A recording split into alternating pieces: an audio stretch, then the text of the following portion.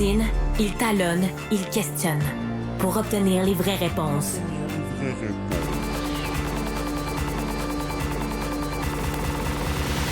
Du Trizac.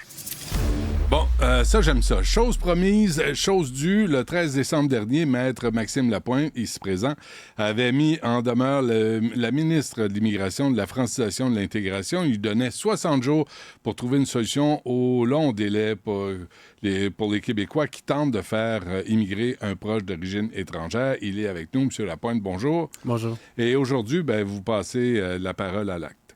Exactement. Donc, j'ai déposé une requête en cour supérieure à l'attention de la ministre de l'Immigration là, qui n'a pas voulu répondre, disons, à la mise en demeure dans les 60 jours.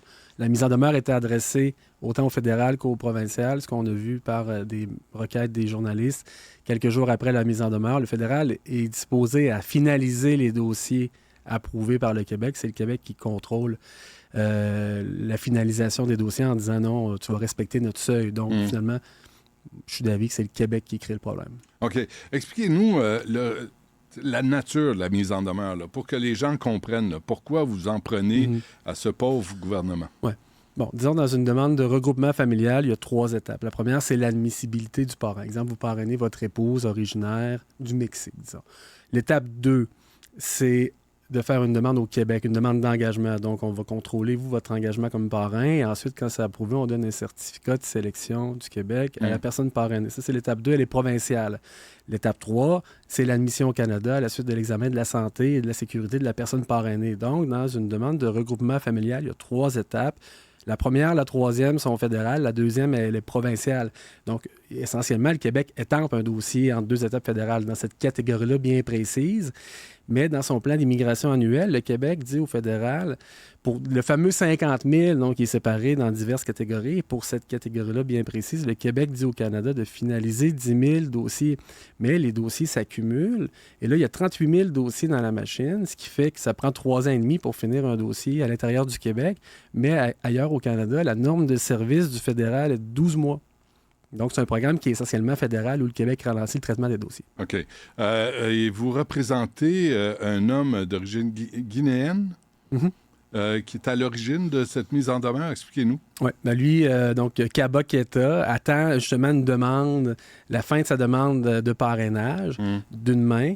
Et de l'autre côté, il est visé par des mesures d'expulsion qui découlent du retrait volontaire de sa demande d'asile en 2022. Donc lui, depuis 2022, les services frontaliers sont là pour appliquer l'exécution de la loi. Donc les demandeurs d'asile refusés, ça finit souvent en renvoi. On en voit de plus en plus dans les médias des gens qui sont mariés puis qui essaient de demander sursis. Donc c'est un de ceux-là. Et de l'autre côté, moi, ce que je dis, c'est que si les délais de traitement étaient usuels, donc la norme de service de 12 mois du fédéral, à mon avis, c'est un délai de traitement qui est usuel. Mais si c'était la même chose au Québec, au lieu d'être 26 mois, bien, ce monsieur-là, aujourd'hui, serait résident permanent. Il ne serait pas en train de se refaire déporter. Et pourquoi il n'y a pas de mise en demeure envers notre ministre fédéral de l'Immigration, Marc Miller? Bien, comme je vous dis, dans la mise en demeure, au début, là, j'ai ciblé les 2 gouvernements. En décembre dernier? C'est ça. Ouais. Donc, voir... ça aurait pu se régler en 48 heures. Donc, le fédéral a dit, après 48 heures, par leurs attachés, ils ont dit aux journalistes, nous, on est ouvert à finaliser les dossiers où le Québec a dit oui, mais le Québec nous demande de ne pas le faire. Donc là, j'ai compris que finalement, c'est le Québec qui retient les dossiers. Oui. Alors, vous dites que les délais pour le Québec sont déraisonnables et inusuels. Puis en même temps, là, ça se décide à Ottawa. Hein? Ottawa dit, on ouvre les portes, tout le monde passe par Toronto, par Montréal. Le Québec en accueille les demandeurs d'asile, entre autres, là, 55 % alors qu'on est 22 % de la population. Comment se fait que vous ne poursuivez pas le fédéral qui décide de tout, mais ça tombe dans le cours du provincial qui n'a pas les ressources pour gérer tout ça? Il ne faut pas mélanger les dossiers, là, les demandeurs d'asile. Vraiment, il y a l'accord Canada-Québec. Partons de là. Bon, le Québec-Canada ont des droits, ils ont des obligations, ils ont des responsabilités. L'accord date de 1991. Moi, je recommande d'ailleurs de l'ouvrir. J'ai écrit un livre là-dessus qui s'appelle « Pour une immigration plus transparente », qui contient 12 recommandations. C'est une des 12. Exemple, pour les réfugiés, si vous voulez en parler, mais l'accord Canada-Québec en 91 parlait pas d'un demandeur d'asile en attente d'approbation par le fédéral pendant 2-3 ans à cause que la commission d'immigration, statut de réfugié est débordée, puis des gens qui arrivent à l'aéroport. C'était pas le cas en 91. En 91, c'était un réfugié reconnu à l'étranger qui arrive ici, et là, le Québec offre des services de francisation et se refait payer la note par le fédéral. Donc, juste pour ça, moi, je rouvrirais l'accord Canada-Québec. Si le Québec ne réussit pas à se faire payer le fameux milliard qu'il demande pour l'accueil des demandeurs d'asile, qui est un peu peut-être une zone grise aussi entre vrais demandeurs, faux demandeurs, on entend un peu ça dans les médias, mais le Québec devrait rouvrir l'accord uniquement pour dire au fédéral, là, vous allez payer 100% de la note, parce que oui, vous contrôlez mal vos frontières, mais de l'autre côté, bon, le Canada a quand même une responsabilité. Mais les services là, d'intégration, là, c'est pour réunir les familles. Il y en a combien là, qui attendent? Plus de 38 000. Au Québec seulement? Oui. OK. Et pour lequel le Québec a dit oui, c'est le bout qui est important. Tu sais, si le Québec dit oui, les gens déposent un dossier au Québec. Mais pourquoi vous envoyez une mise en demeure quand il y a une volonté de régler de la part du Québec? Mais c'est le contraire. Le fédéral veut... Le fédéral fait ça, mais c'est le Québec là, qui travaille pour passer en revue toutes ces demandes-là. Pas dans ce programme-là. Le Québec a une norme de service de 25 jours, et là, il traite, je vous donne l'exemple, en 2022, a traité 17 000 dossiers avec une norme de service de 25 jours dans 68 % des cas. Donc, le Québec se dépêche à terminer un dossier, mais dit au fédéral, non, termine-moi-en juste 10 000 par année. C'est le Québec qui crée le goulot d'étranglement dans la catégorie du regroupement familial. C'est pas les mêmes processus qu'un demandeur d'asile. C'est ça qu'il faut comprendre. Mais c'est parce qu'on a établi aussi un nombre X pour accueillir des gens au Québec. Et là, en plus, le fédéral en envoie davantage que ce qu'on avait prévu. Vous trouvez pas que vous en demandez beaucoup? Puis d'ailleurs, je veux vous dire ça, à Maître Lapointe. Moi, quelqu'un qui débarque ici, puis là, tu te reviens d'abord, puis il te poursuit parce que il veut, il s'est marié ou il veut se marier. Moi, je trouve ça un peu malaisant. La relation là, entre les citoyens puis le gouvernement qui accueille tout le monde, puis je pense qu'on fait de notre mieux, puis on offre la santé gratuite, puis l'éducation gratuite, puis là, tu te fais mettre en demeure. Non, mais regardez bien. Je me marie, ma conjointe est déjà au Canada parce qu'elle a accès à un visa, par exemple. OK? Donc là, je la marie, je fais une demande de regroupement familial, donc j'envoie ma demande au fédéral. Au Québec, ça va prendre 26 mois. En Ontario ou ailleurs au Canada, ça va prendre 12 mois. Est-ce que vous trouvez que c'est normal? Mais ça dépend, c'est quoi... La personne est déjà ici. Ça dépend, c'est quoi la demande, le nombre de demandes. Ça dépend, c'est quoi les ressources dont on dispose. Ça dépend aussi... Parce que là, vous parlez de réunir les familles, je veux bien, mais c'est tout un ministère qui doit gérer pas seulement les réunifications des familles. Fait que là, je trouve qu'on en demande beaucoup à des ressources limitées, puis c'est les contribuables qui payent. Vous trouvez pas? Non. Le fédéral, lui, a traité, exemple, 70 000 dossiers l'année dernière et à la fin de l'année, avait un inventaire de 70 000 dossiers, mais avait une cible de 120 000 dossiers. Donc, dans la cible, le fameux 500 000, en ayant une cible par catégorie ventilée, on est capable de contrôler la demande. Là, le Québec, c'est qu'on est pris dans notre 50 000 plus 1, c'est suicidaire, mais finalement, le 50 000 n'est jamais...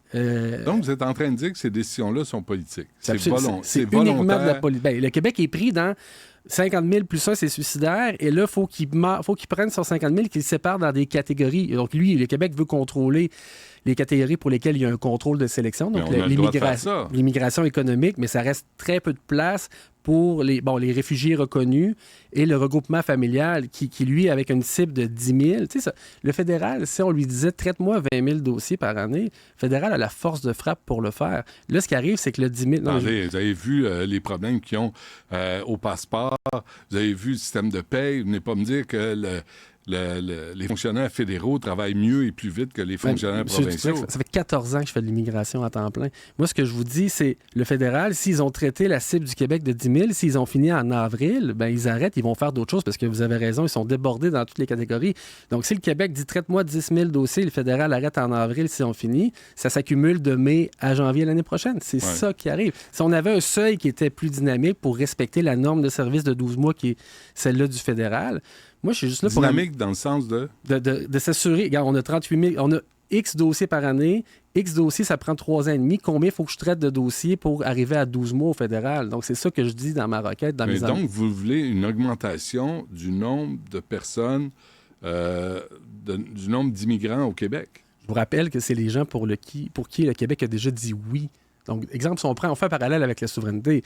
Si on nous dit dans la souveraineté, parfait, on vous dit oui, mais ça va prendre 3 ans à 4 ans avant que ce soit fini. Comment vous vous sentiriez? Le Québec a collecté un frais de traitement de dossier, a donné un certificat de sélection du Québec. Les gens ont des attentes raisonnables. Ils disent, mais mon dossier est fini, j'ai passé l'étape du Québec. Puis là, nous, on leur dit non. Il reste l'étape de la santé, la sécurité, et celle-là, elle a un quota de 10 000 annuels, mais là, on est 38 000, donc ça va prendre 3 ans et demi avec un permis de travail constamment renouvelé, ou encore pire, des familles à l'étranger qui sont séparées et là, qui créent de la détresse psychologique. Donc, moi, c'est un peu ça que je... Moi, je suis M. Dutrisac, je suis juste là pour vous dire, il faut que la machine, ça marche bien entre la sélection par le Québec puis l'admission par le Canada. Faut que ça coule. Mais peut-être si le fédéral payait ses comptes au Québec, peut-être le Québec aurait des moyens additionnels pour engager du monde pour procéder plus rapidement. Non, parce que le Québec traite son dossier en 25 jours. C'est pas le problème de capacité de traiter, c'est le contrôle. On retient les dossiers. On dit au fédéral, tu ne vas pas traiter plus que 10 000 dossiers. Parce qu'on n'en veut pas plus. Parce qu'on veut respecter notre engagement électoral de dire 50 000, c'est trop. Donc, on est pris dans ce 50 000-là. Et c'est là où la discussion, c'est beaucoup amélioré dans les médias depuis 10 ans. Avant, on en prend 50 000, c'est trop. Aujourd'hui, on est plus sur... Il y a tel programme. Et la ministre a ajouté un quota additionnel dans la catégorie des gens d'affaires. Justement, 6 000 quotas, si vous voulez, de plus par année, en disant au fédéral, tu vas me finir 6 000 dossiers de plus pour essayer de vider les inventaires. Donc, le Québec comprend qu'il y a des inventaires par catégorie, a pris le choix politique de ne pas décongestionner la catégorie du regroupement familial. Je vous rappelle, le Québec a déjà dit oui, par ailleurs, à ces dossiers-là. Bon, donc, vous demandez à la Cour de forcer la ministre Fréchette et le ministère de l'Immigration augmenter le seuil de la catégorie du regroupement familial? Pour un contrôle judiciaire, donc on demande l'intervention des tribunaux, donc une norme de contrôle, il faut que la décision soit déraisonnable. Et moi, ce que je dis, c'est on peut pas d'une main traiter 17 000 dossiers par année au Québec, les approuver, puis de l'autre main, dire au fédéral de finir 10 000 dossiers. C'est un raisonnement qui est illogique. Donc, je demande au Québec d'établir un seuil en conséquence de la demande qu'il reçoit. Puis c'est pour ça François Legault, quand il dit veut les pleins pouvoirs en immigration, on le voyait à LCN ce matin, il aimerait ça contrôler le niveau de français des époux, des épouses à l'entrée. Donc là, s'il pouvait contrôler l'entrée, il pourrait contrôler le traitement puis la sortie. Donc là, il ne contrôle pas l'entrée. Donc, 17 000 dossiers en 2022. Il les traite en 25 jours pour satisfaire sa norme de service dans son rapport de gestion à lui, mais de l'autre côté, contingente la sortie au fédéral. Donc, c'est tout ça qui est illogique. Là. Mais dans le fond, là, vous demandez au juge de forcer le gouvernement de changer de politique.